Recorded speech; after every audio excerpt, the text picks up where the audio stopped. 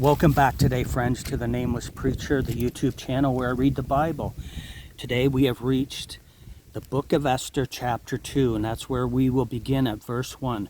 May God help us to read and to understand. Chapter 2 of Esther, verse 1. After these things, when the wrath of King Ahasuerus was appeased, and he remembered VASHTI and what she had done and what was decreed against her, then said the king's servants that ministered unto him, Let there be fair young virgins sought for the king, and let the king appoint officers in all the provinces of his kingdom, that they may gather together all the fair young virgins unto Shushan the palace, to the house of the women, unto the custody of Heg, the king's chamberlain, keeper of the woman, and let their things for purification be given them, and let the maiden which pleaseth the king be queen instead of Vashti.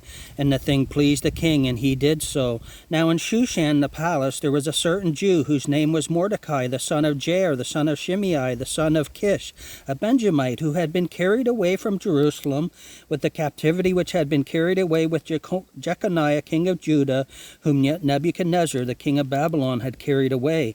And he brought up Hadassah, that is, Esther, his uncle's daughter, for she had neither father nor mother, and the maid was fair and beautiful, whom Mordecai, when her father and mother were dead, took for his own daughter. So it came to pass, when the king's commandment and his decree was heard, and when many maidens were gathered together unto Shushan the palace, to the custody of Hegai, that Esther was brought also unto the king's house, to the custody of Hegai, keeper of the women. And the maiden pleased him, and she obtained kindness of him, and he speedily gave her things for purification, with such things as belonged to her, and 7 maidens which were meet to be given her out of the king's house.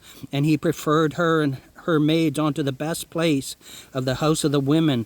Esther had not showed her people nor the kindred, for Mordecai had charged her that she should not show it.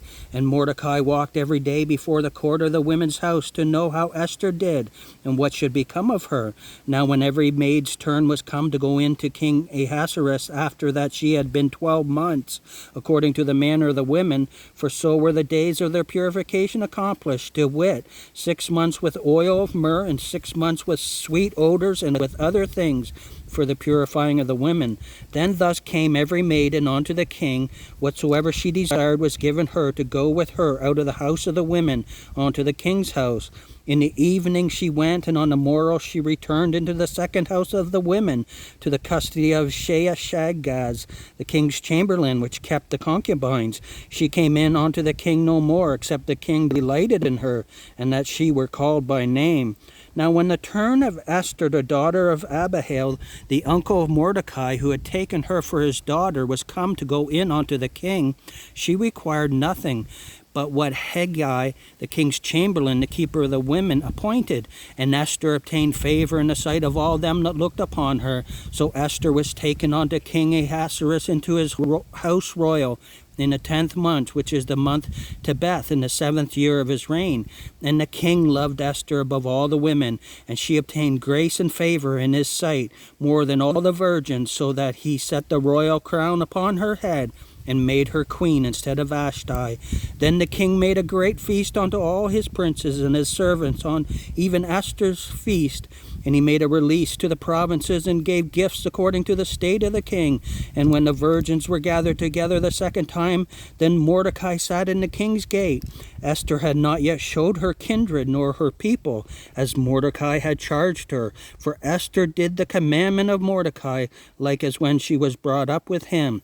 In those days, while Mordecai sat in the king's gate, 2 of the king's chamberlains, Bigthan and Teresh, of those which kept the door, were wroth, and sought to lay hand on the king Ahasuerus.